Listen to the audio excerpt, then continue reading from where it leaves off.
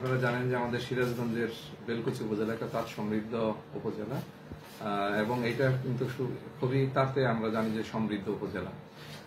এখানে আমাদের যে তাঁত শ্রমিক বা তাঁত মালিক রয়েছে, আমরা সরকারের পক্ষ থেকে তাদেরকে প্রতি অর্থ বছরে প্রায় 3 কোটি টাকার মতো আমরা ঋণ দিয়ে থাকি এবং এটা কিন্তু 5% সার্ভিস চার্জে দিয়ে থাকি।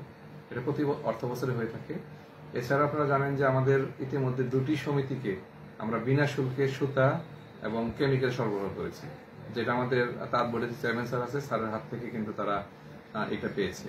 এছাড়াও আমাদের উপজেলার পরিষদ থেকে এবং আমাদের তাঁত বোর্ডের যে বেসিক সেন্টার আছে সেখান থেকে কিন্তু তাদেরকে বিভিন্ন ধরনের প্রশিক্ষণ দেওয়া হয়ে থাকে। আর আমাদের যেহেতু এখন রোজার সময়, তাঁতিরা খুবই ব্যস্ত। আপনারা জানেন যে যেহেতু এটা তাদের একটা মৌসুম, এখানে সৎপুর হাট আমাদের সবচেয়ে বড় হাট এবং এখানে তাঁতিরা যাতে নির্বিঘ্নে তাদের ব্যবসা পরিচালনা করতে পারে সেই জন্য আমরা থানার সাথে কথা বলেছি।